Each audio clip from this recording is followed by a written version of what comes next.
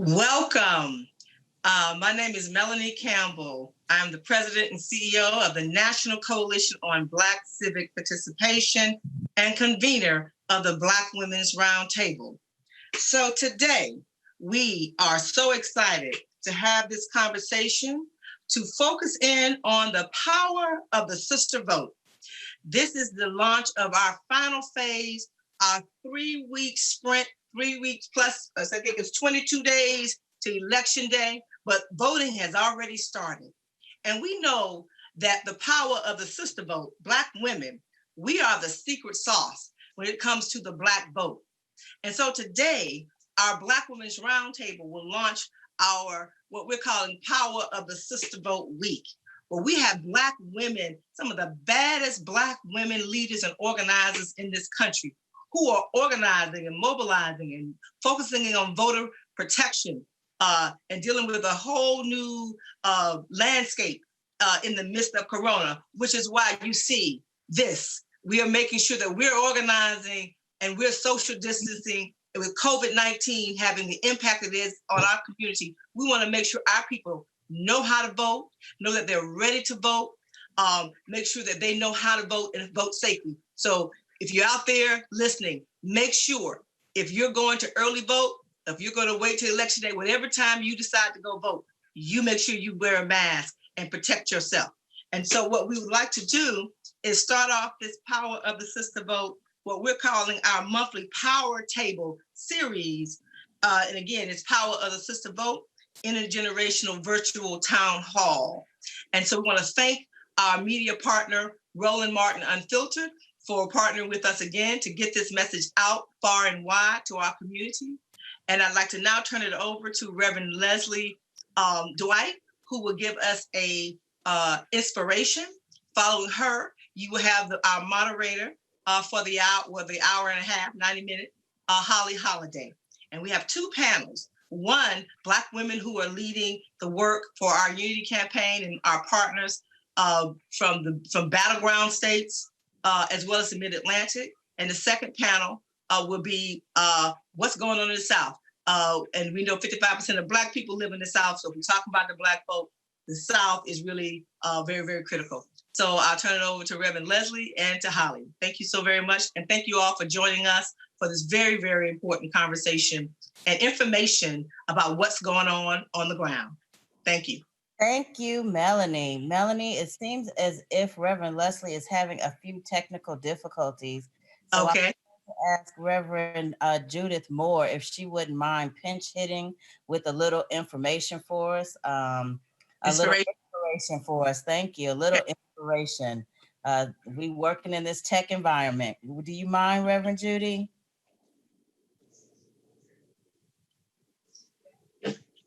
Unmute her.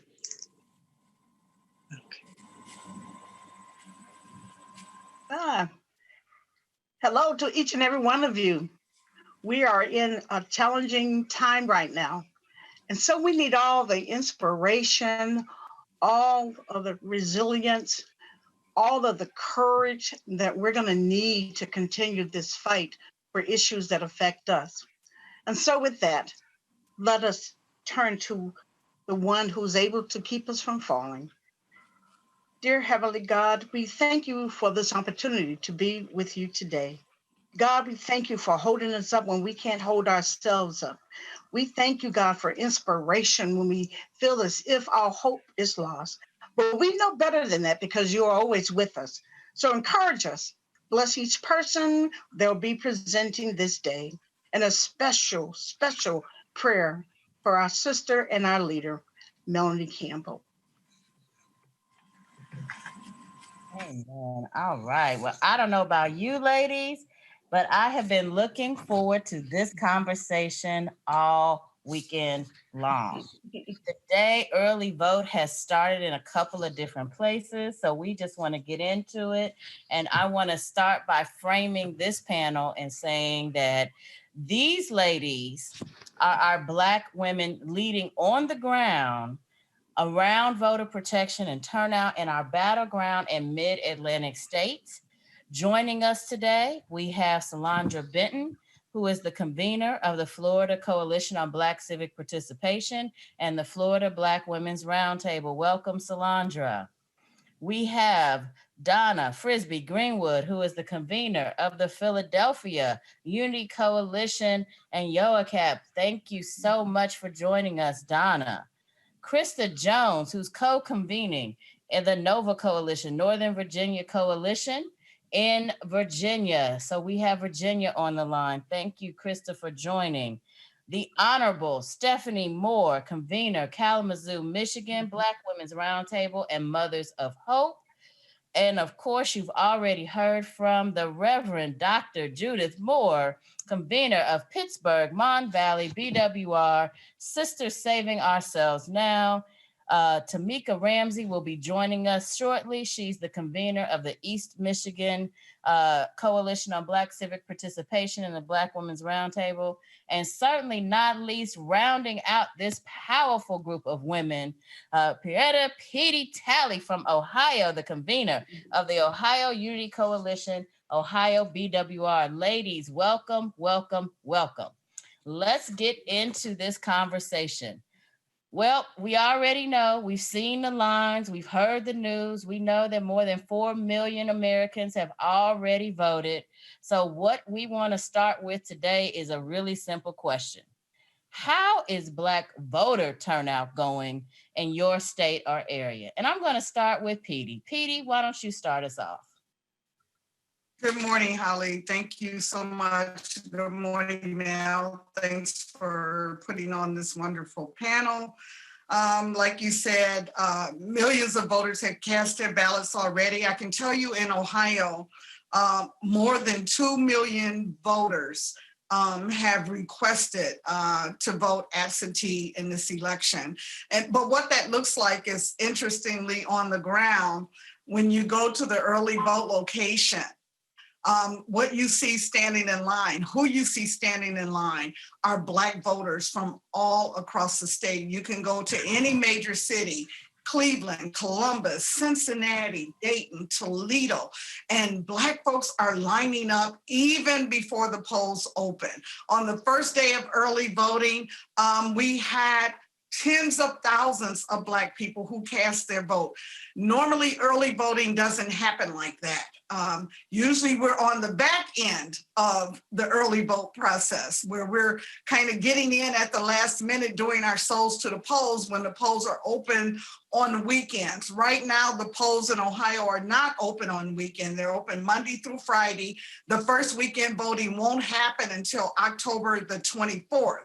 But what we're seeing now is Black folks on the front end of the early voting process. And I think that's a very, very, very good signal. Black folks in Ohio are fired up. They are going out, they're voting. We've been calling, we've been texting, we've been tweeting, we've been sharing on social media.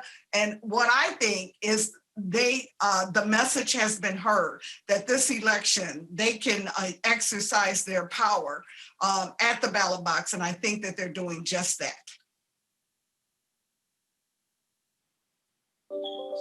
Well, let's hear how it's going in Florida. Salandra, why don't you tell us what it looks like in Florida? Hi, ladies. Thank you, Holly, and thank you, Melanie. So good to see our sister Lita back with us at the power table. And today, we, like Petey said, that, people are turning out already asking for their mail ballots. We're so excited, even though it's COVID-19 has really hyping up that people really thinking about the plan. They in the house, they can't move, they can't go to work. So a lot of time they spend a lot of time with their families. Over 2 million is already cast ballots here. Also, we're so excited about the early voting. Here's don't start until October the 19th. In our counties, we have 67 counties in the state of Florida, with all of them having different early voting days and times, but we're getting the message out. Do our peer-to-peer, family, get your house in order, good trouble with the Unity 2020-21 coalitions across the state of Florida. We're excited because in Orlando, we actually, because of the COVID, the NBA players, as you know, yesterday, that was the last day for the finals, they wasn't able to use their arena. So for the first time, in the state of Florida, we actually going to have a large voting site where people could be spread out at the Magic Center in Orlando for early voting. So that's going to be really, really exciting.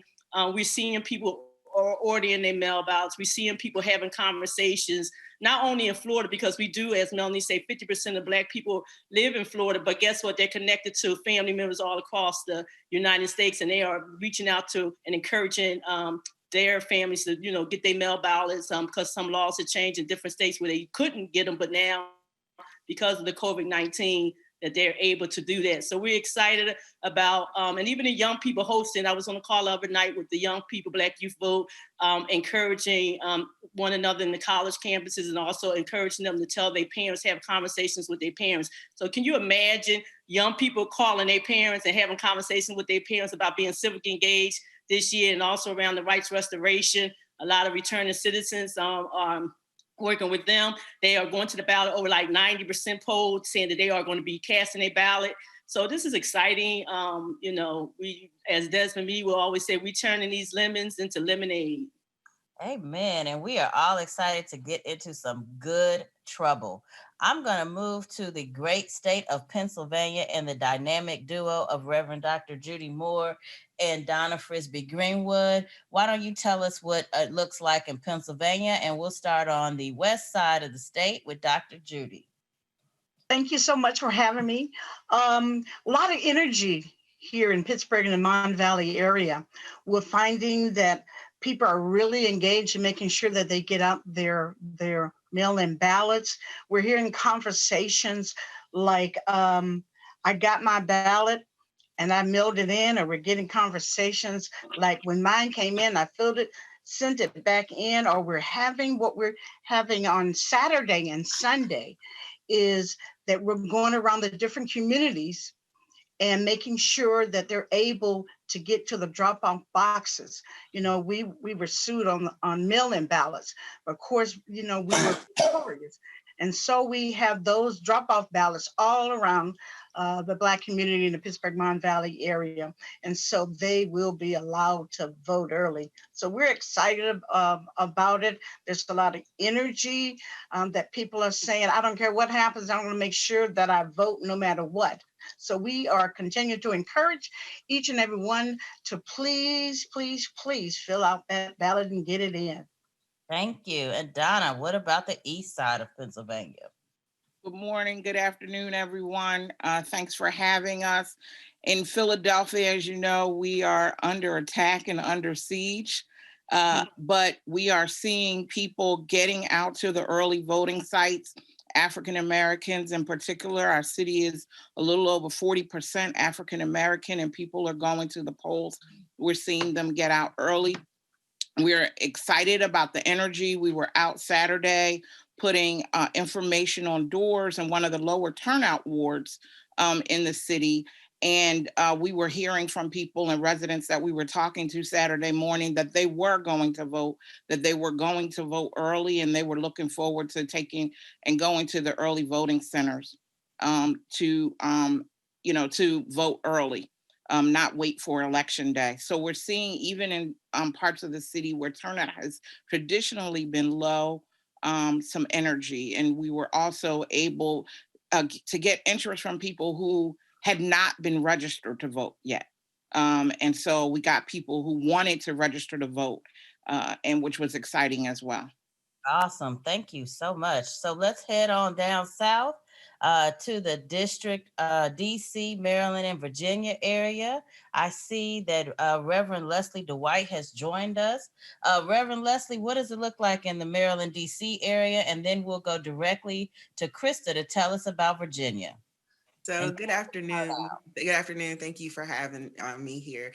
I echo some of the sentiments of my sisters that have gone before me. There is definitely an excitement that is going on. That's a buzz in our communities about being able to participate in this upcoming election. We are seeing the same. We are seeing people taking pictures of themselves going to the drop-off boxes and putting their ballots in the drop-off boxes. We're seeing pictures of people standing standing in lines as they go, whether they're going to the Board of Elections or whether they're going to a polling location. Like, there is just so much energy around activity, and voter registration drives are still happening because voter registration ends tomorrow in DC and Maryland. So, you know, there's just a lot of activity around really getting vote ready in this season. I'm so excited that in this season, people are paying more attention to their options, because it's not just about the early voting and the voting on the day of, but people are really trying to take advantage of how their ballots can be sent to them, whether they're looking for them in the mail, whether it's getting emailed to them. So we're seeing an increased engagement. What we're really focused on in this season is marginalized population. So we're making sure that our reentry population knows that they're no longer bound by former rules that says that they can't participate in the vote. And we're doing everything we can to outreach to them and make sure that they know that they can vote in this season. So it's really an all hands on deck type of effort. And we're seeing people show up and they're responding to the information that we're putting out there. Well, we're glad that your hands are on deck. Krista, what about Virginia? In Virginia, we've seen something interesting this year, and it just really started last year. For years of Virginia being last on every possible list you can think of in terms of voting, we are finally at number 2 in terms of early voting numbers. And we have so many more options, just like Leslie was saying, and that's exciting. For years, and I know we'll probably talk about this later, but we've had issues with voter suppression. But thankfully, you know, now there are just a lot of options in terms of voting. So for African Americans, Virginia is about 18% African American. And we have about 5% of the Black population who has voted so far. So we still have some work to go, but they've definitely utilized those early options. And so, and then 10% of all of the people who have voted so far, early voting in Virginia, are African American. So we're just really continuing the fight, definitely focusing on those voters who don't traditionally vote to make sure they vote this year. Awesome. Thank you for that. And thank you for that information on the numbers. We love that. All right. We're going to round this question out with getting the turnout 411 from Stephanie Moore in Kalamazoo, Michigan. Well, hello, sisters, and good morning. Good morning, Melanie Campbell. It's so great to see you. So in Michigan, we are getting out there, not only getting out the vote, but getting out the education in how to vote, where to vote, and to vote early and consistently. We see now more African Americans are doing the early voting. Here, we can go to our local clerk's office and cast our ballots and return our ballots. And we also have various drop boxes. What we're hearing from the community, particularly from Black voters, is that they're not trusting anything other than going straight into the clerk's office and retrieving their ballots and returning it there. They do appreciate the absentee balloting being mailed to them, because people have the opportunity to, at home, without any pressure, take their time and complete their ballots. What we're also seeing is that they're not mailing them. They're not putting them in the drop boxes. They're returning them directly to the clerk's office. So we see lines that are not very long, that they're consistently, people are coming in because of social distancing, actually voting early, consistently, and making sure that everything is intact. Where we're doing the most education, Holly, is really around those making sure that they complete their ballot, particularly the nonpartisan section, as well as signing the back of the envelope, making sure that everything is done correctly and returned correctly. We are assisting and supporting Melanie with transportation. So anyone that needs a ride to the polls every single day I'm sorry, not the polls, but the clerk's office during their business hours, we are taking up, picking up, dropping off. We are, even if they don't want to go downtown, we will actually drive them to the drop box so that they can put it in the drop box themselves. Whatever barrier that they have, we're making sure that we are addressing them, helping them to overcome that so more people can vote. We are doing a lot of verification because people have moved a lot so that they know exactly where their ballot is being coming to. A lot of people are saying, I haven't got my ballot in the mail. So we can trace it, track it, and make sure that they get that ballot in their hand and get it completed. Lastly, I would say this, that everyone is talking about voting. It's now like a fashion statement now. It's like, you know what, there's no options here. There's no sitting down and sitting back, vote like our life depends on it. And that's the energy, that positive energy that we're seeing here, particularly in West Michigan, with people wanting to, making a point of getting out and voting.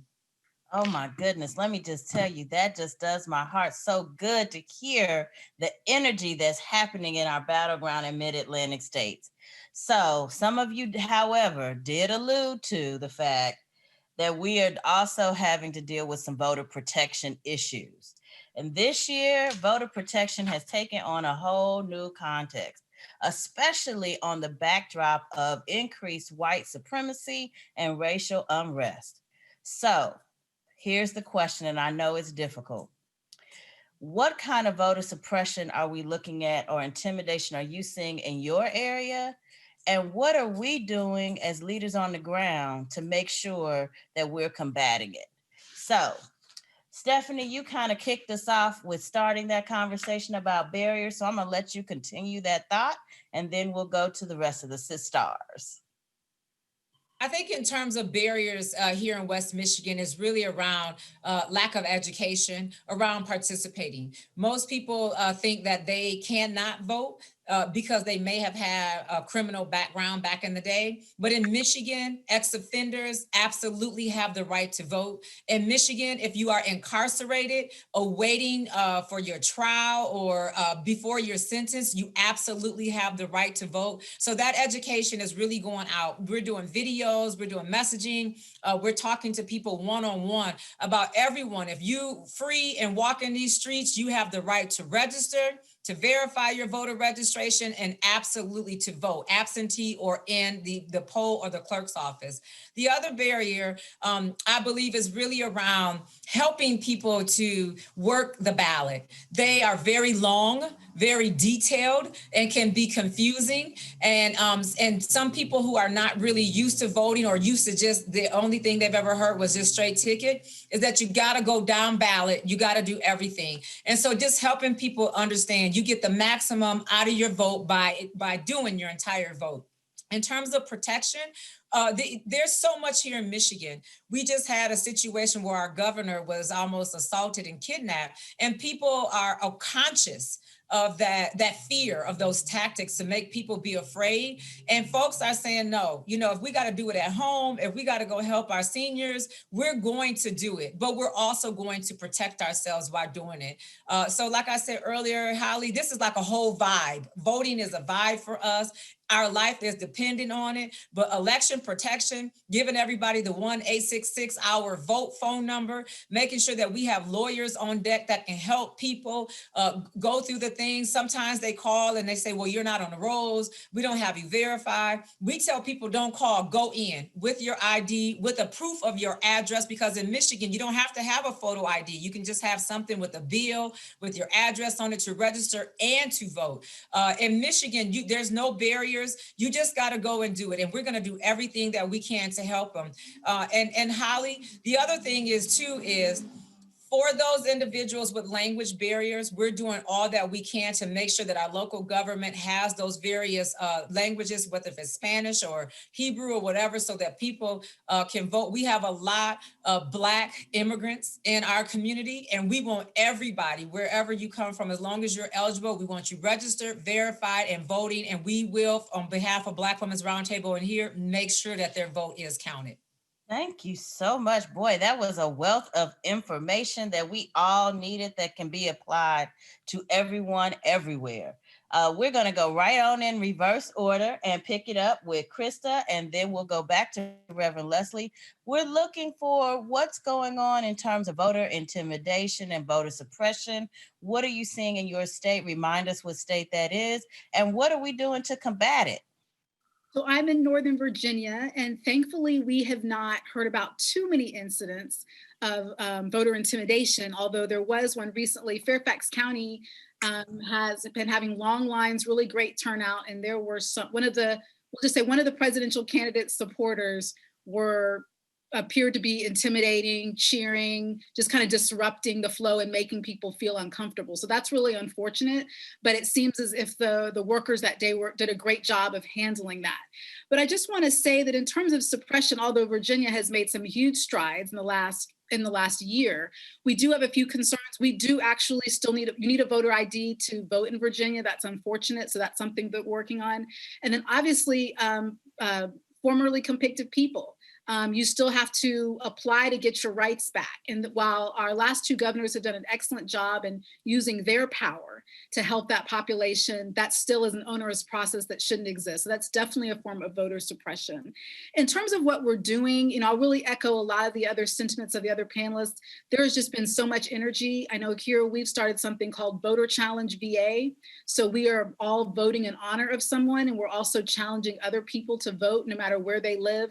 And that energy plus that education around the rules, because I've heard people say, I heard about what's going on in another state. Is that true in Virginia? So it's really making sure, because we're getting so much national news, it's making sure people understand the rules in their particular locality and state. That is so important. And that's why we have all of you, because we want people to know what's happening in their area. Reverend Leslie, what's going on in Maryland? I would say the same.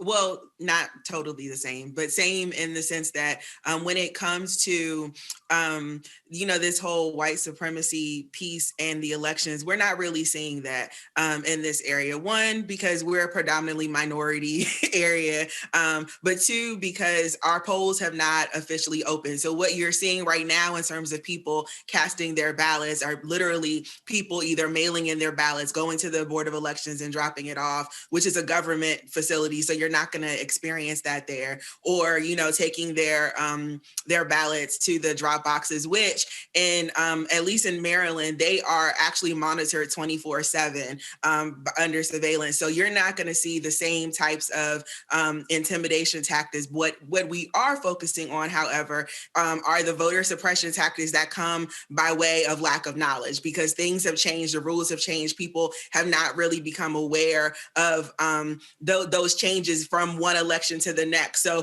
for example, one of the conversations that I just had with somebody last night was around polling locations, and just having this dialogue about, look, your polling location may not be where it was in the primaries. Here's your resource for you to go look it up. What happens if you get turned away from the poll? Election protection, who do you call? Arming our citizens with those resources. And this season, it really is about combating the lack of knowledge around how you move through this election process. But we're not really seeing at this particular juncture things that are kind of dealing with, racism and interfering in the election process. Understood. Glad to know we have one little safe haven, and it happens to be in my home state of Maryland. So I will take it. Let's see if the rest of the country is the same. We're talking voter intimidation, voter suppression. Let's go to the state of Florida. Salandra, are you as fortunate as Maryland? No, we are not. As you know, Florida is, we're always on the headlines of something. And hopefully we'll be on the headlines of something good. As I tell people all the time, I'm sorry, I know this is our sister leader, Judy and Melanie's home birth state, but Florida is, I tell people all the time, we are a Southern state, as Southern as you can get. Do not get confused about South Beach and Mickey Mouse, making your dreams come true. We are the most Southern before you hit the water to hit Cuba. So please be clear, Florida is a Southern state. And so with that comes a lot of suppression, oppression. Personally, myself, I have even gotten some mail letters written in red ink, but I'm not intimidated because I just pray over them, But at the end of the day, also one of my leaders in Martin County called me very disturbed. It was they were out doing voters registration and education, and it was a truck that actually of two white men that just like kind of kept riding up on them, trying to with the Trump flag and the flag, trying to basically intimidate them to stop them from what they were out there to do to educate the community and everything like that. And so we talked to them until they got into a safe place, into a gas station, and I told them to make a police report, because they do live in a rural community, and sometimes we just always on an urban paying attention to the urban, but a lot of things happening off of 95, up the dirt roads into these communities. And that's why it's so important for Black Women Roundtable to be having relationships in these communities all year round, not just election time, because they have a trusted persons and people that they can call when they have these incidents that happen to them. And so we're working again with our coalition partners, Common Cause, Lawyers Committee around election protection. We have a coalition of other groups as well that we're working with, that we always work with in the past and we'll continue to work. We have poll monitors that's actually working inside the polls. We're going to have poll watchers. We're going to have monitors outside the polls. We're doing social distancing, election protection this year. We got over 30 Black women around the state of Florida that have committed to monitor polls, social distance with their car. They got their camera ready. They got their pen ready. You know, they're gonna make sure if anything, they see anything. We had training, several trainings. We're gonna have another training just before the elections again, that we're going to be making sure that people, education, as my sister said, you know, we have to have knowledge. Knowledge is power. What you can do, what you can't do, and what needs to be done. We are not going to be intimidated by our vote. We are going to ring our bells at the polls this year. We are going to lift our voices. We are going to get in some good trouble. We got women that's ready, and every day we get more that's actually, you know, calling them how we volunteer, because the more that they try to intimidate, the more we push back. Because we help build this nation, and our voice will be heard in this process for our children, for our future, and how it's going to go. Because at the end of the day, love conquers all, and that's what we want, for the love of our family future. All right, well, if they don't know, now they know, Solandra, so thank you for letting us know.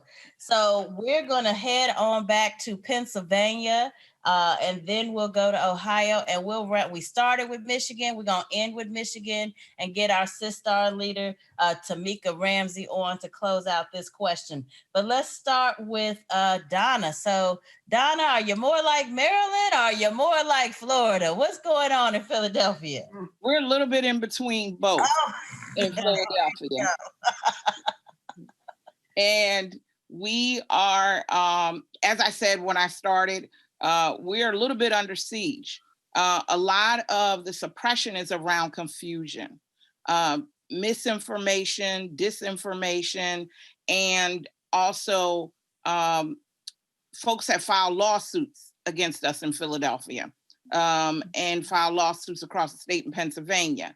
And so people are confused about what they can do and what they can't do, because they're hearing about these lawsuits happening. And so, but we do know, you know, I was talking to some folks who voted over the weekend, and they were saying that they've not been intimidated once they go to the early voting sites. However, they were really excited to see that members of the clergy and brothers from various churches were outside of those locations, making sure that they were okay when they went in to do early voting and to answer any questions. The door hangers that we put up have the 1-866 vote number on them. And so people know what they can do, where to call if they are intimidated when they go to vote, or if they have any problems.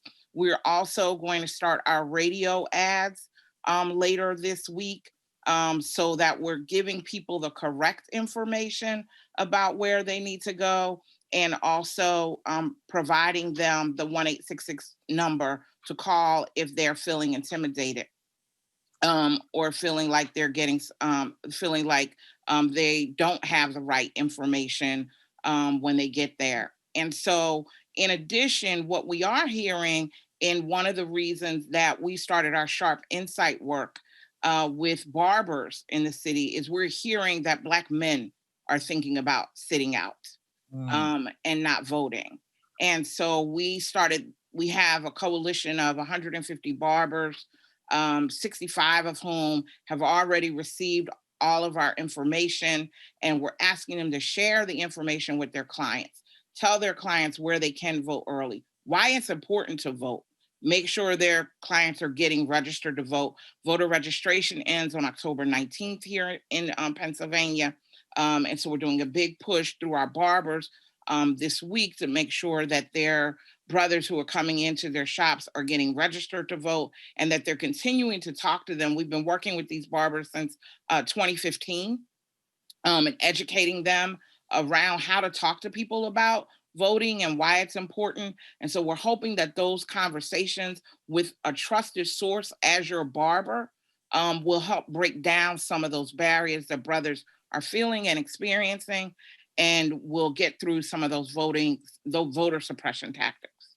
Listen, that is the power of knowing your community and connecting to the people who they trust. I love it, love it, love it. Dr. Judy, what's going on in Pittsburgh, Mon Valley? Well, you said there's Florida, and then there's Pittsburgh. Oh no. And so we've had several instances of protest and some police brutality that's kind of going on around the city. It's died down some, so we're excited about that. We're also blessed that there's several organizations locally who are making sure there's online training and discussions and focus groups on how to fill out the mail-in ballot, how to get the ballot, get it in, how to de-escalate. So we're excited about those things. Also, we're in the process, some of the organizations are in the process of soliciting some backup security to the various polls. There's a lot of organizations making sure that our seniors are safe and provide them transportation to and from the voting polls when it does happen. Also, I don't know what it is about my car, other than I have a whole bunch of signs in the back where you can see in, but I had another incident of somebody riding up on my car to try to intimidate me, but I'm Isaac and Janet Campbell's daughter, so that will not work. So we're doing all we can to make sure that we vote. We're making sure that our people are safe, and we will be at the poll, or we will be mailing our ballots in. Nothing stops Pittsburgh, Mon Valley. Amen and amen for the invocation of the ancestors over us and protecting us. Yes, amen for Janet and Isaac Campbell. Now, I hate to even go here, but I have to. Ohio, please tell me. You're not having voter intimidation in Ohio, no suppression in Ohio. Petey, what's the word? Did I lose? Okay, so not so much intimidation, but definitely not to be outdone by Pittsburgh or Florida. We do have our set of voter suppression, unintentional voter suppression that happens. I'm sure you all heard the headline about the 50,000 voters in Columbus, Ohio, or Franklin County who received the wrong ballot. Right? Oh. 50,000 is a lot who got the wrong ballot. Now, we're not saying that it was intentional, but we do know that the Board of Election is working to try and correct the situation by mailing out the correct ballot to those voters. And then if those voters decide that they want to go vote in person rather than wait on the new ballot, they can do that. So we're keeping an eye on that. I don't know what the racial breakdown of that is. In Ohio, the Secretary of State is of one party and all of the local boards of elections are of the opposite party. So this happened under a Democrat board of elections, stating that it was an electronic error. So we will give him the benefit of the doubt and hope that those 50,000 people will get their situation corrected. And we will be monitoring that as much as we can. And then we had a situation where our Mutz had indicated to the community that he was supportive of having more than one drop box in each of the counties. You take a big county like Cuyahoga County or Franklin County that's spread across like miles and miles of geography compared to a very small county like Perry County that is, you can get there within 10 minutes you can get through the whole county in 15 minutes. Having more than one drop box made sense.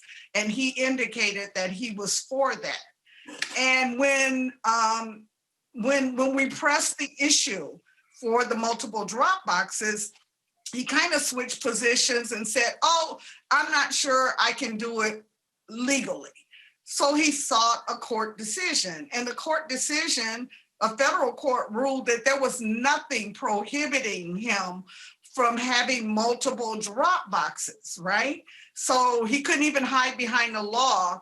And when the judge said that you it's okay, you can have more than one drop box, he said, okay, then I'm ruling that I'm going to issue an advisory that you can have multiple drop boxes, but they all have to be on Board of Election county property, which makes no sense. That defeats the issue. So I will say that in itself is a form of suppression.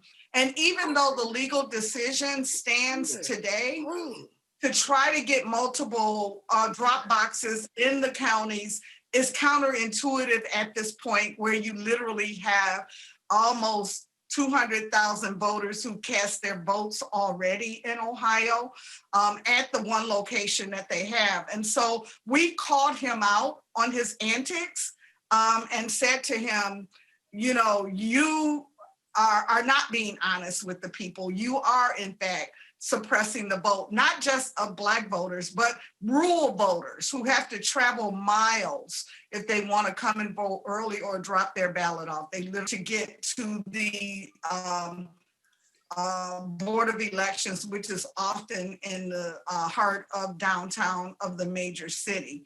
Having said that, we too are kind of fighting this whole misinformation campaign that's going on about, whether or not you can vote by mail. If it gets there, will it be counted? What is the exact deadline date to get your ballot in? And so we're countering that misinformation by partnering with groups like the Ohio Voter Rights Coalition, which is doing a lot of work to make sure that we get the word out about how voters can cast their ballot, how they can request, when they should return their ballot, how they can track their ballot on all of the Ohio Unity Coalition information.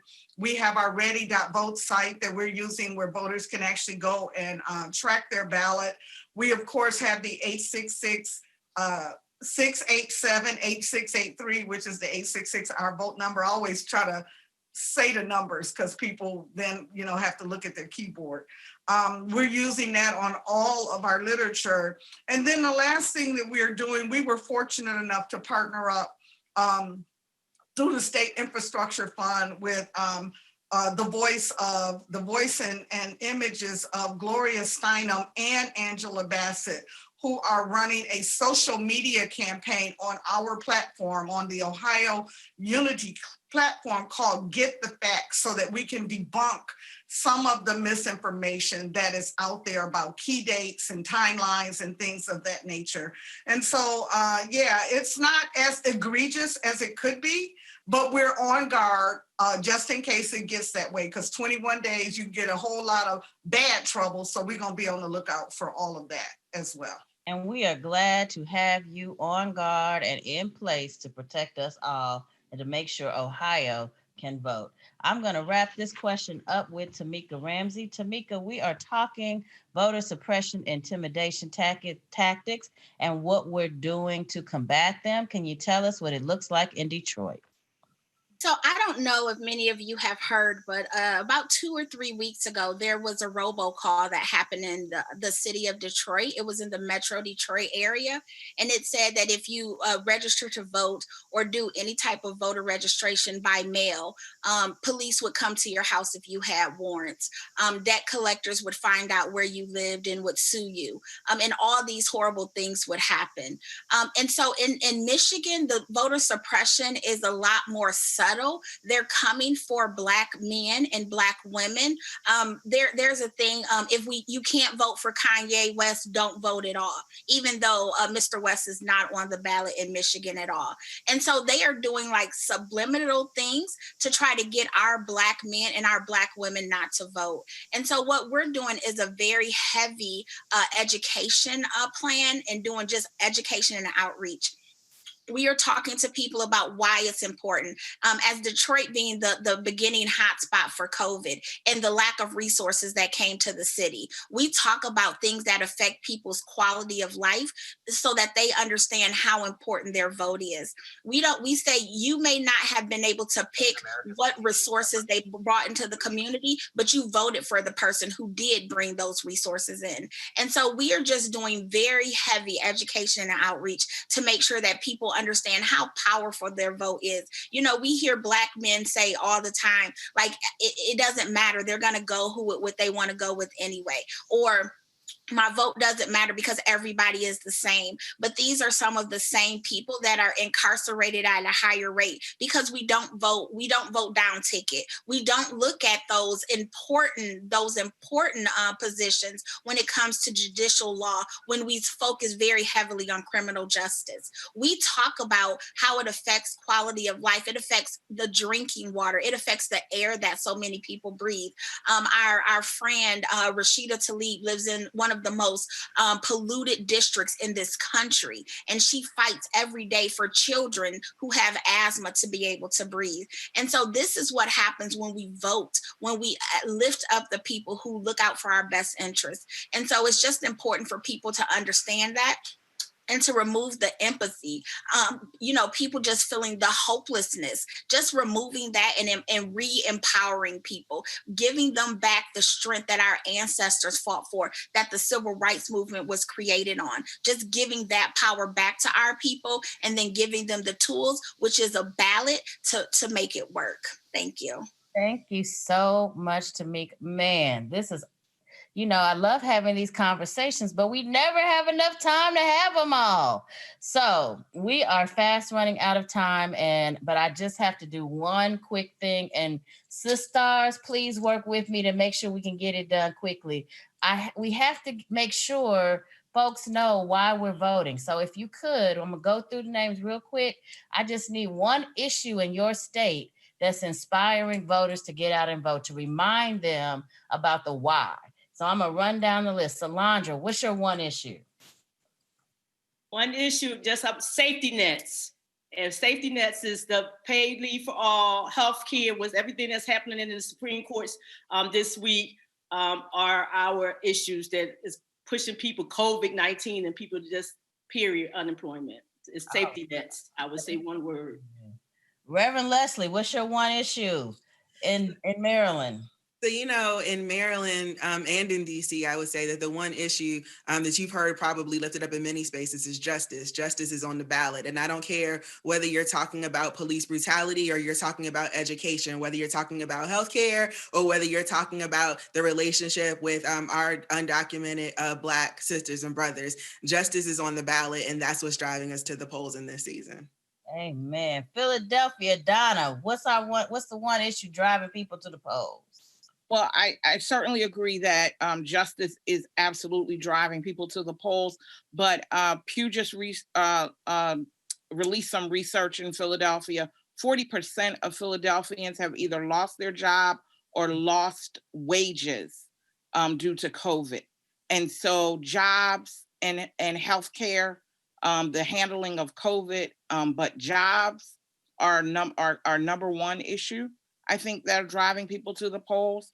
And also since COVID, our violence has gone up in the city a great deal.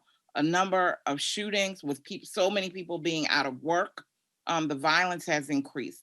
And so the lack of jobs and the poor handling of the COVID situation have caused a great deal of violence. And I think that is driving people to the polls. Krista, in Northern Virginia, what's driving people to the polls? What one issue?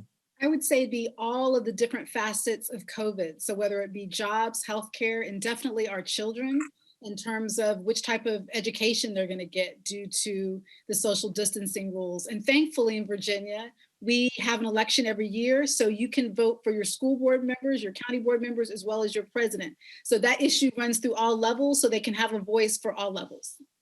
Thank you. Stephanie Moore, one issue in Kalamazoo. That issue is economics. I think the opportunity to launch, sustain, support Black businesses, women, minority-owned businesses, so that we can build generational wealth is a great reason why we should run to the polls and take as many people as we can. I got my tennis shoes on. Reverend Dr. Judy, what are we looking at in Pittsburgh, Mon Valley, our one issue?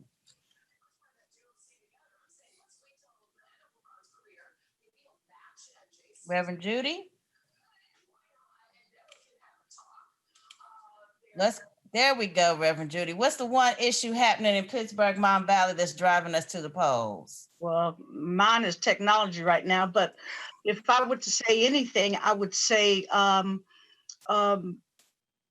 maybe paid sick leave, but we have the lowest paying jobs or no jobs. So I think that would be our top priority. All right, we all know we need money to live, so we definitely want to make sure our economics are taken care of. Tamika Ramsey, in the eastern part of the state of Michigan, what are we looking at as the issue driving people to the polls? I think it's really about people living like life. COVID, Black people are hit the hardest and they die. Police brutality, Black people are being killed for no reason. So people are voting so that their sons and their fathers and their sisters and their mothers can actually live another day. Thank you. And we round this out with the issue driving voters in Ohio. Petey, what's driving voters in Ohio? Yeah, I think all of the above, particularly racism, discrimination, COVID, all impacting the quality of life. And if we don't go to the polls and vote, then other voices will be louder than ours, and we cannot let that happen. And so I would say, let's make sure that our voices are as loud as others in this election. Thank you so much. Ladies, I done laced up my tennis shoes, I done pulled on my gloves, and I got my mask right here, so I'm ready to go. Thank you so much for being part of the Black women leading on voter turnout, managing and fighting back against voter suppression in our battleground and mid-Atlantic states. I feel good about where we're going to be in this November because of you. Thank you all so much. If you're still watching, hang in there with us because boy, do we have some exciting things coming up. We've dealt with the battleground in the mid-Atlantic states, but the southern states are on the way. We are going to be bringing in people from Georgia, from Alabama, from Mississippi, from who did I miss? Louisiana. So the southern states are on the way. We're getting ready to load that panel up now and get them on deck. Alternative strategy.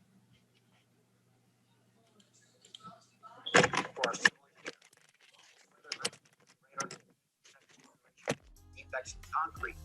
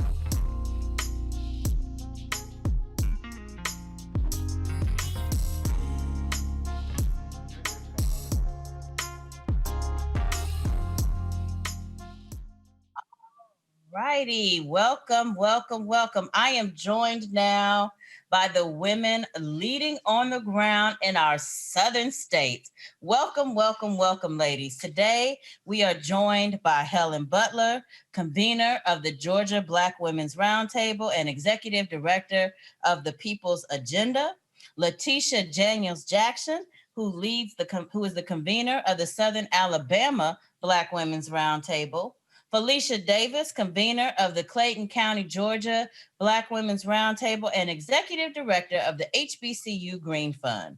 Oleti Fitzgerald, the regional administrator for the Southern Rural Black Women's Initiative. We know we need to hear from them. Gwendolyn Hughes, coordinator of the Louisiana Black Women's Roundtable and the Louisiana Unity Coalition.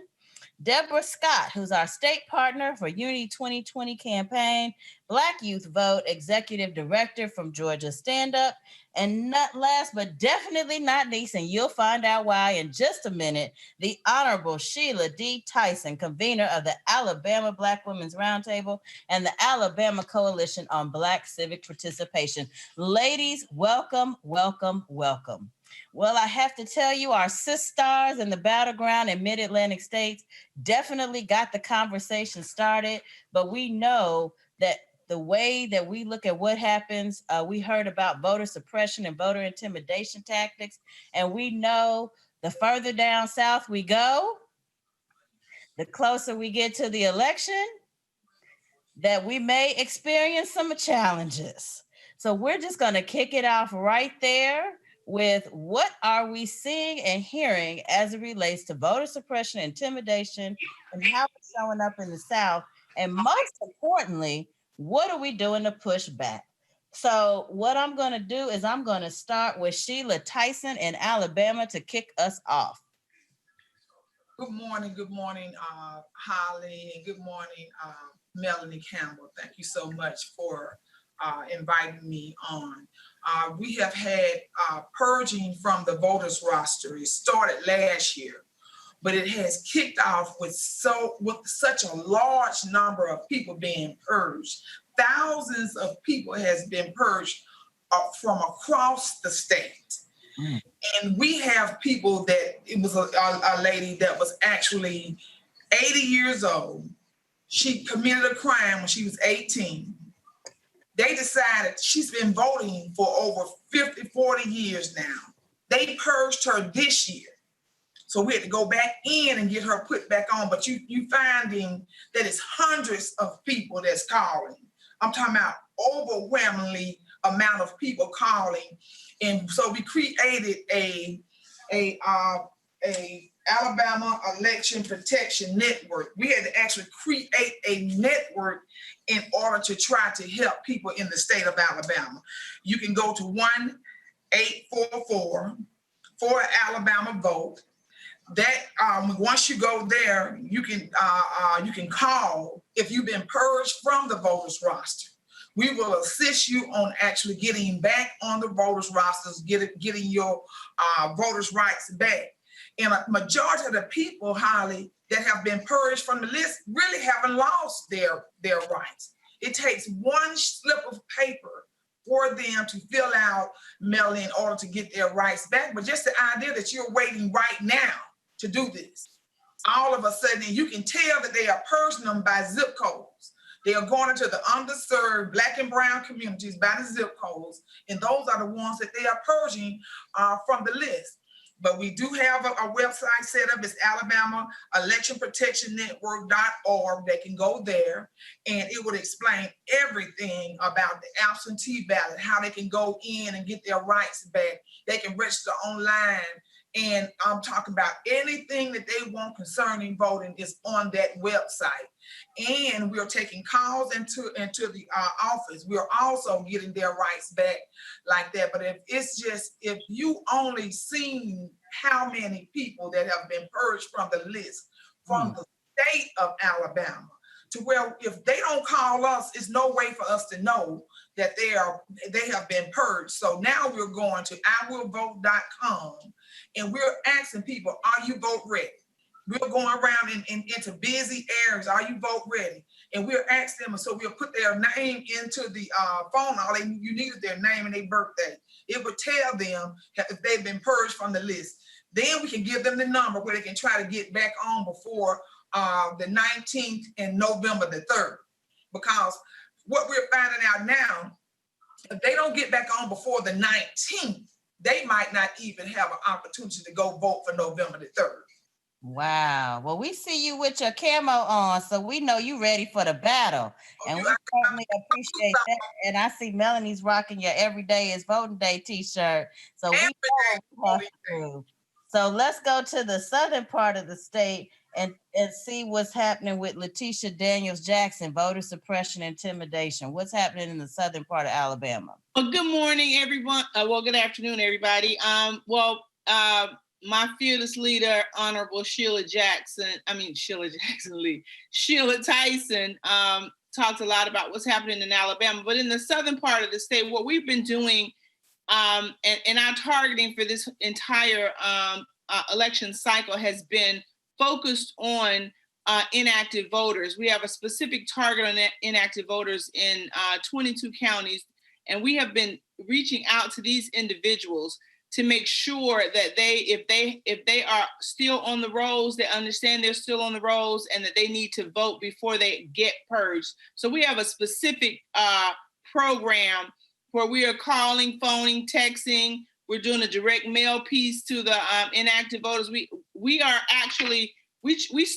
decided a while ago, several months ago, to target this group of people because we felt like it was a low-hanging fruit. We know that we have a number of voters on the rolls that are already registered and that are in jeopardy of being purged if we do not activate them and make sure that they vote in this election. So in addition to what Sheila talked about, we are actually in these communities targeting, and we're specifically targeting Black voters, starting with Black women, but we're also targeting Black men. But we know once we get the Black women, that the Black men will come along. They will follow because we will get our men to vote as well.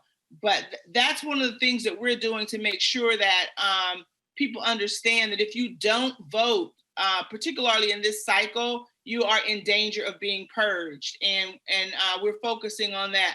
The other things is, as far as voter suppression goes, there's a lot of misinformation being shared with people, a lot of things circulating on Facebook that are specifically targeted to Black men. I'm finding that's really unsettling. And so we're doing all kinds of educational and outreach events to make sure that we are educating our constituencies and our voters in our area to make sure that they understand and know that their vote is important, their vote is powerful, and that the reason that we have all these voter intimidation tactics that are going on in Alabama and across the country is because that vote is powerful. And we had a event, Sheila and I participated this weekend with one of our partners, TOPS, at an event that they focus on ex-felon voter restoration. And we did a caravan and rally, block party to educate and to be able to continue that kind of outreach for those voters in this part, in the southern part of the state, to make sure they understand their rights and understand that it is important that they exercise it and not to fall for all of the tactics that are going on in Alabama. We did get some good news, however, about absentee balloting and the requirements for absentee balloting, and that was relaxed. What I'm finding, and I know we'll probably talk about this at another time, but I'm finding that people are really uneasy about it, and we can talk about that when we get to that part of the agenda. Well, we certainly appreciate understanding what's happening in Southern Alabama. What's going on in Louisiana? Voter intimidation or voter suppression tactics, and what are we doing to combat them? Gwendolyn, tell us what's happening in Louisiana. I think you need to unmute and then we can hear the word.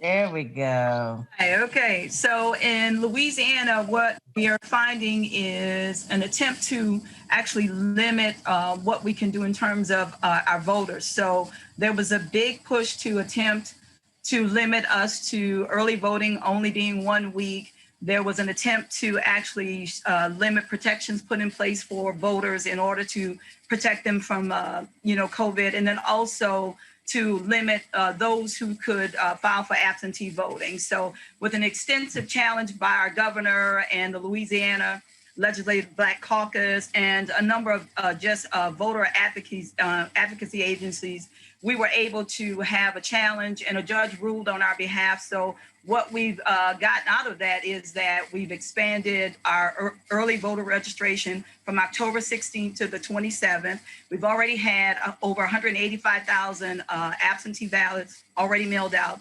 And there is restrictions for the absentee ballots that were put in place. Those have been struck down. So those people that have concerns about COVID-19, if they're caregivers of those, if they've been ordered by doctors to self-quarantine, those people are able to get absentee ballots. Wonderful, wonderful. Well, we definitely we know that a lot of places that sometimes get overlooked is in our rural areas. And we know that there are plenty of Black folks in the rural South. So you already know who I'm going to. Oleta, tell us what's going on in the rural South. Good afternoon, everybody, and I'm so glad to be here with you all. You give me such energy and for the fight. The rural South, the Southern Rural Black Women's Initiative works in the Delta in Mississippi and the Black Belt area, rural areas of Alabama and Georgia. We got a network of over 2,500 women and young women in those communities. They have been on fire. They are doing a lot of voter education activities to try to encourage people around an issue-based campaign. In terms of, they're also doing a lot of work with the young people because, the voting process is intimidating even for some of us older folks. But the new voters, a lot of education around what to anticipate when they get to the polls and what they can and cannot do and don't need to fall for. We are doing a lot of work with circuit clerks, and particularly here in the Mississippi Delta. We got a circuit clerk campaign. Mississippi had 2 lawsuits that was trying to force the state to allow people to use COVID-19 as a reason for being allowed to vote absentee. And that lawsuit was one filed by the Southern Poverty Law Center, the other one by the American Civil Liberties Union, the Southern Poverty Law Center, Mississippi Center for Justice, and the other by the American Civil Liberties Union. Both of those have been moving through the court, but we don't anticipate that we will get a favorable ruling before election on November 3rd. So we are educating people for what are the kinds of reasons they can list if they are fearful of getting sick or if they have people who are sick that they know. And voter intimidation in the South, of course, is something we always look for. But in this environment, in our national leadership, we have been pushing in all of the communities where we are for additional poll monitors. People have been talking about a lack of poll watchers and poll monitors. So we're expecting that we're going to have a lot of young people and a lot of new people in those areas. And we anticipate that we will also have people from the other side in those communities being intimidating. In Mississippi, for instance, one of the circuit clerks in a majority white county got caught reporting out on social media that the Blacks are registering. The people need to start registering too. So in communities like that, where you have a majority white counties, but have large black boxes, we are in communication with our union friends about being poll monitors in those areas where young people and new people might be intimidated, even if they are the monitors. We are working closely with Fair Fight in our communities on their election protection campaigns, and the NAACP and the other groups that also have their numbers out. And we're making sure that that information is available to our voters. That also includes legal women voters hotlines and things where people can get good information. So in terms of the intimidation, the questions, all of the things that people have talked about, the purging, the closing of polls, the exact match requirements, all of those things we are on the lookout for in the local communities that people are working to make sure folks know what their rights are. We are particularly concerned, we had a series of presentations to our women leaders by groups that have been steeped in this work over the years. And one of the interesting things we found from a presentation in Georgia was that 40% of Georgians have criminal records.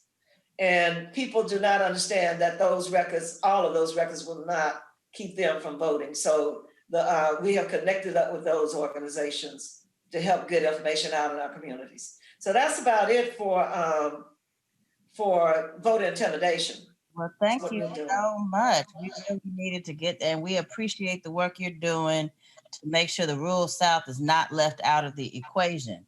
I'm there. The Georgia Holy Trinity here, and that is the combined efforts of Felicia Davis, Deborah Scott, and Helen Butler.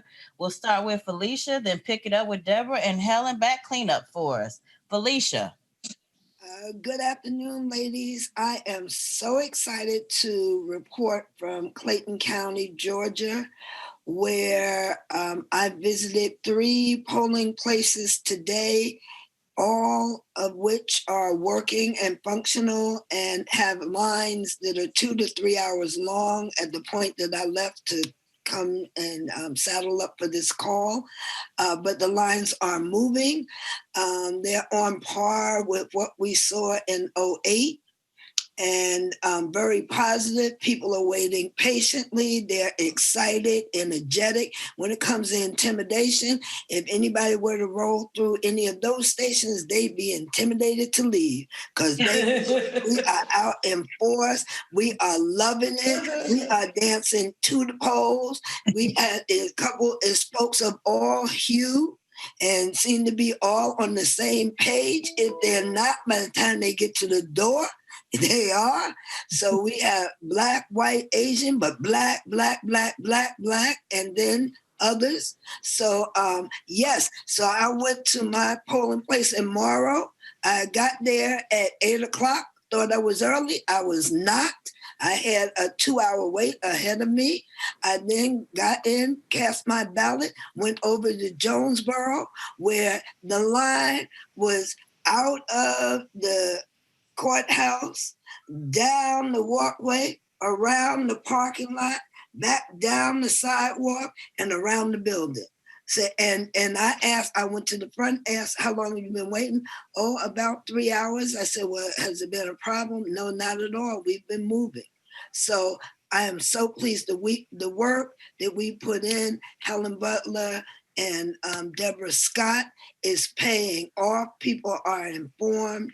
And I'm going to, with that, say, yes, we got to keep it going. And I'm tossing it over back to Holly, but to Helen and Deborah, we doing it. So Georgia is looking good. Thank you, Deborah. Yay. Well, I wish I had, I just came back from voting.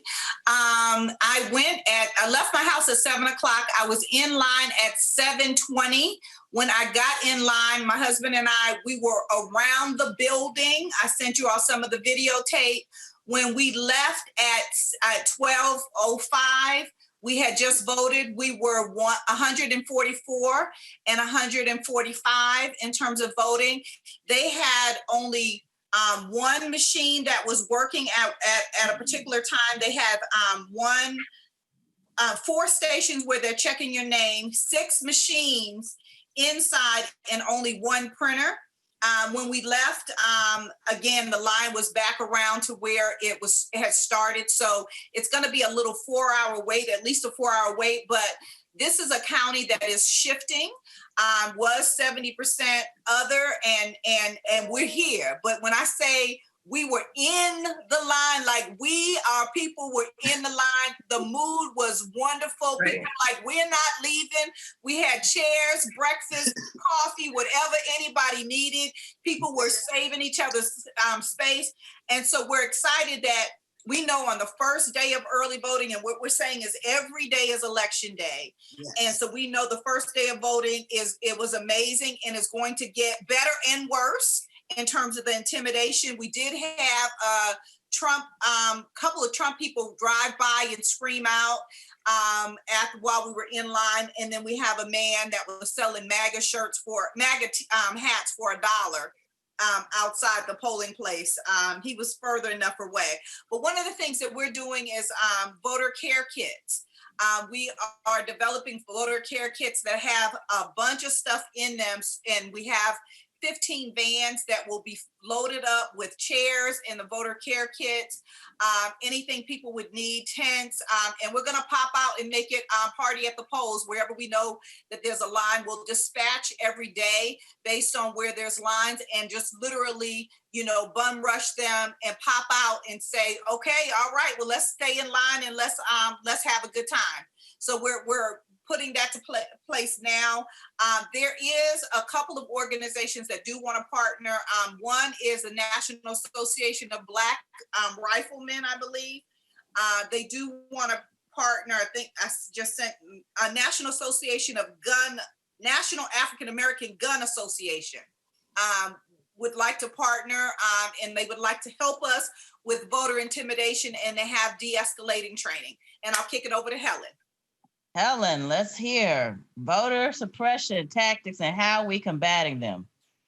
Well, good afternoon, and hey, I am excited, just as my other cohorts are.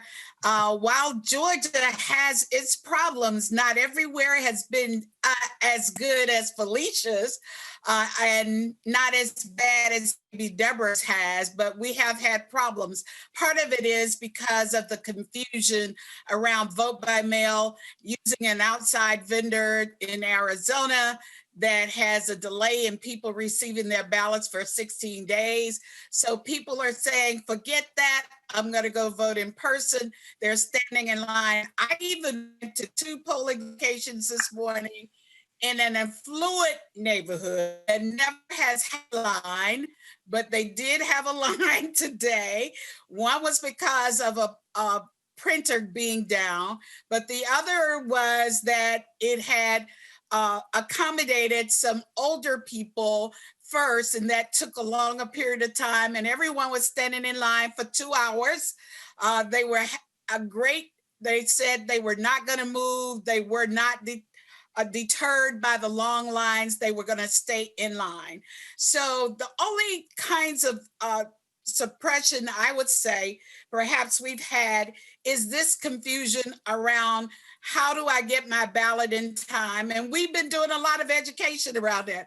I know I've been on Black Radio United, as well as some of the other partners in Georgia have been to explain the process. We provided literature to help them do that.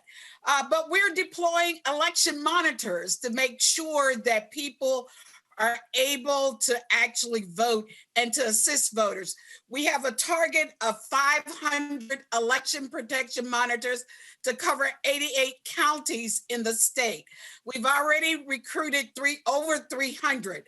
So we're ready and going. We recruited over 775 poll workers.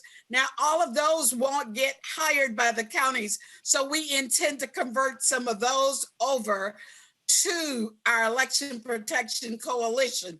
And the Election Coalition is comprised of a lot of organizations, national, state, and local, that are working to ensure that people get the right to vote using the 866I vote number. We have a number for people with Spanish language, Arabic, as well as Asian languages. So we're out there making sure people get to vote. And I want to say, Holly, over 400,000 people have already cast their votes. Over a million people have requested vote by mail. And we know, ladies, that Black women are the majority registered voters in 26 counties. So we're targeting all of those counties in addition as part of our 88 county structure. We're providing rides to the polls. We're making sure people get to the polls. We have a Know Your Candidates card. Felicia has been so great in distributing that information, doing door-to-door canvassing. So we're getting that out across the state. All of my offices, and I have 7 offices across the state, we have each of those offices today monitoring early voting locations to make sure no one is turned around and that people get to exercise their right to vote. We also won a challenge on 14,000 people in Fulton County alone were challenged based on their eligibility to vote in Fulton County. That was thrown out.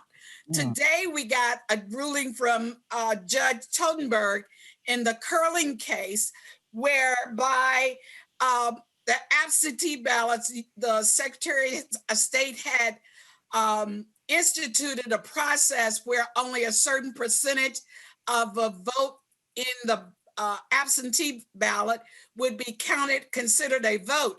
Well, she's saying no, any little mark in there has to be counted. And I'm pretty sure the Secretary of State will probably challenge that. But for right now, there is a win. So we're out there doing it, making sure we get everybody to the polls. We have the largest polling locations in a lot of the counties. Fulton County has State Farm Arena, where it has over 300 voting machines. But of course, this morning they had a problem with their 60 check-in poll pads were not working, but they finally got them working and the lines are not there. So we have the Georgia International Convention Center. We have another convention center up north. So there are people not doing consolidation and closing of precincts like before in June. They're opening up locations.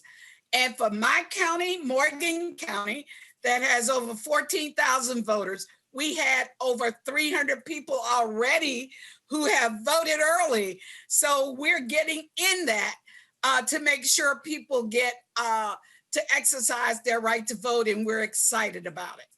Oh my goodness, I'm excited about Georgia. I'm over here doing my happy dance. I'm really just, and you have given us a tooth for not only have you helped us to understand how we are combating voter suppression, but you've also given us the update on day 1 of early voting. So let's get the early voting and how turnout specifically is looking at other places. So let's just head back down the list.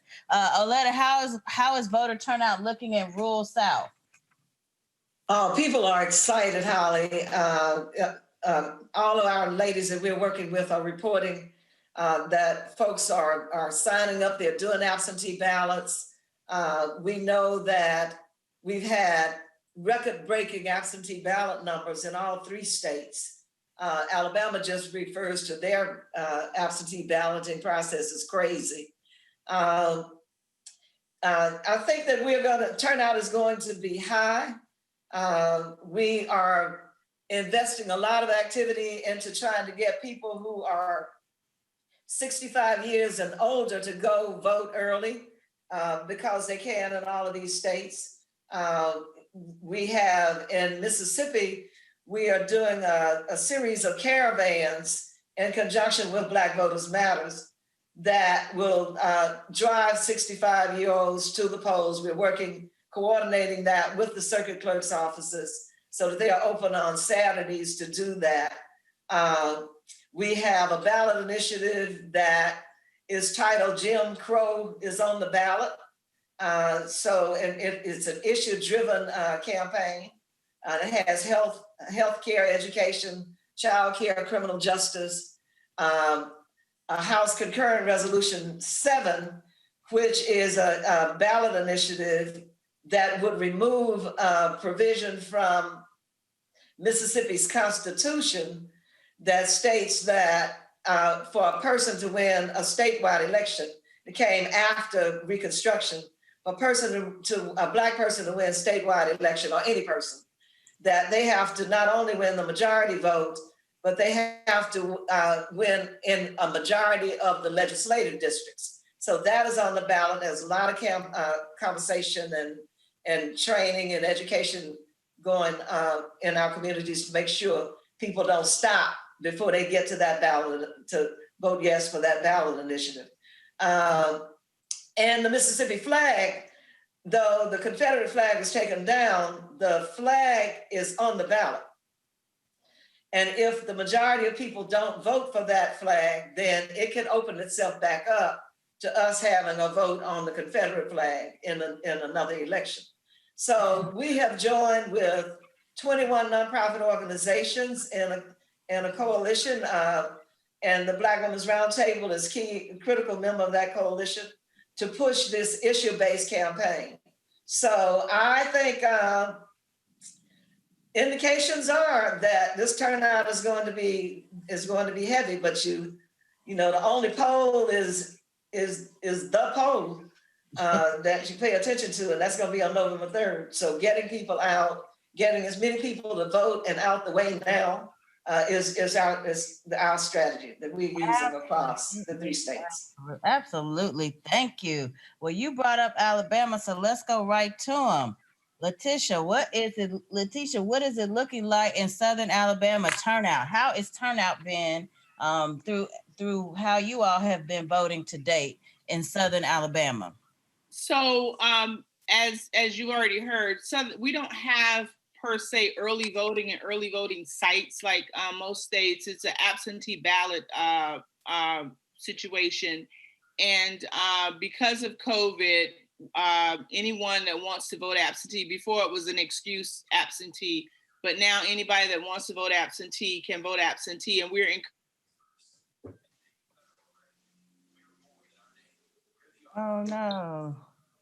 encouraging people to do that. However, a lot of the people that something happened. Can you hear me? We can hear you. Keep going. We lost. Okay. A lot of the people are saying that they don't trust that. They want to go to the polls and vote. So we're encouraging people to either go to their county elections office and fill it out at that office, or make a plan. We're encouraging people to make a plan to go and vote together, vote in numbers, prepare to be in line, prepare to make sure you have snacks and different things like that. So most of the folks that we're talking to, and we're going to have young people out there helping to keep people actively engaged and involved as they stay in line. But most of the people that we're talking to want to cast their ballot on election day because they don't trust the vote by mail and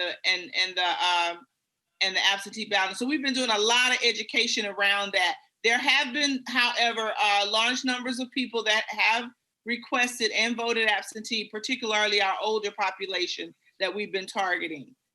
Thank you.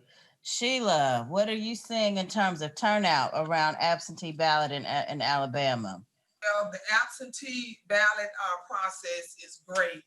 Right now, we have, you do not have to have the 2 witnesses or the validation on the back of the absentee. They wavered that. You have to sign a waiver form. And you can go in person to the clerk office. The lines are long in the clerk office. They're seeing 500 to 800 people a day from Monday through. They're getting thousands of ballots in by mail. So that's what's making the process so long. So of course, the Black Women Roundtable have came in. We are assisting people with the applications on the outside of the clerk office in several states. We have snacks, we have water, we have clipboards, our ink pens. We are talking to them. We're checking, making sure that they are at the clerk office that's in the location where they're at, and not at the, because it's several clerk office in some of these counties that they can vote at, trying to make sure that they're at the right clerk office. We have went into the prison system. If you look at the up on this is the second state that can that if you're not been charged or doing a sentence of moral turpitude, you can actually vote while you're in prison. We have been into 5 prisons. We have gotten hundreds of people rights back to vote. A lot of them can vote and they really don't know it. So we got to go in there because of COVID. Some of them let us in and some of them don't. So what we are doing, the ones that where we can't go in, they are already pre-registered. We already have their cards and took them down to the courthouse. Then we go in with the absentee process. They fill out the absentee, they give us the absentee, we process them on site, and the clerk sends her person down there. We send the affidavit back up where they can sign, and they have casted their vote.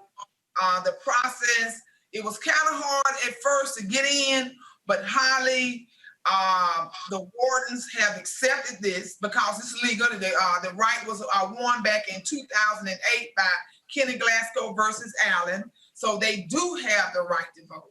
So if you look at the turnout in the state of Alabama, they have never had this many people in the state of Alabama to come and do absentee. And the first time ever in the state of Alabama, we can vote on Saturday, starting this Saturday from the 7th on the 17th and the 24th. First time ever. And I want to say off to our legislators in Montgomery for fighting for this. We're asking for them to put this on the ballot in February when they go back into session, for us to have 6 days to vote Monday through Saturday.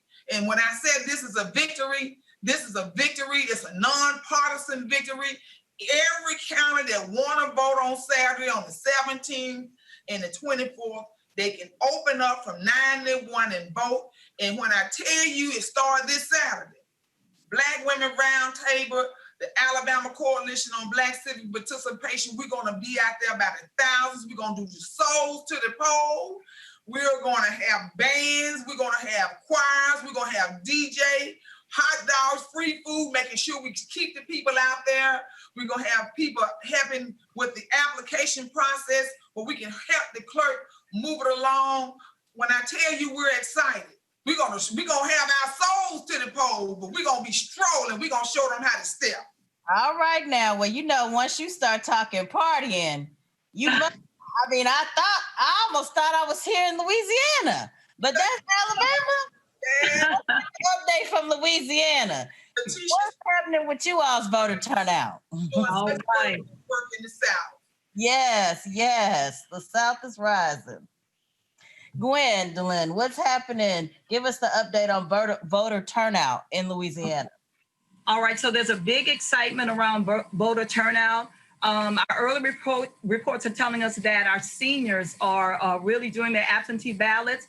And as I mentioned earlier, our early voting starts October the 16th, but we've had over 185,000 ballots already mailed out. There's a lot of interest in voting this time around because not just the presidential election, but also there are judicial races that are in play. And we have so many Black candidates that are running, most of whom are Black females. So there's a high interest there. And also in Louisiana, convicted felons can vote if they finish their term. So there's just a lot of things going around where our people are interested and able to vote this time around. So we're excited about that. And we're doing a big push here with our HBCUs that include Dillard University and Xavier University. And also we have Tulane and UNO on board. We're trying to recruit those students as poll commissioners because as you know, historically our poll commissioners, they're seniors and we're just trying to protect their health. So we have a lot of our young college students coming on board to help with that. Awesome. Well, let me tell you, after that, I know the energy is up. I am so excited. We are out of time, ladies, but I cannot let you go without doing a rapid fire round. So please work with me so we can do the rapid fire round. You already know what it is. We need to know in your area, what is the one thing driving us to the poll? For those people, you already know, Pookie and Ray Ray and Jawan and we need to figure it out. What's the one thing that we need to be telling them to drive them to the poll? The one issue that's going to get them up out the chair, out the house, and out to the polls to vote. So we're going to start where we began. Gwendolyn, what's your one issue in Louisiana that's getting the people out to the polls? The number of police killings of young Black males and females. All right. That's the one issue. All right, Letitia, the one issue in Southern Alabama, getting us out to the polls. Fear of 4 more years of what we just had. And I'm just gonna go right to Sheila Tyson. Alabama is the third poorest state, and we are the third unhealthiest state. Medicaid expansion is on the top of the list. All right. Oh, what is getting our rural voters out to the polls? Jim Crow in the White House. Listen, all right, I'm here for it. Let's go to the Georgia Trinity. Felicia, what's getting our voters out to the polls? The one thing getting our voters out to the polls, Felicia Davis. Uh-oh, I lost Felicia. Okay, we're going to go to Deborah Scott. The one thing getting our voters out to the polls in Georgia.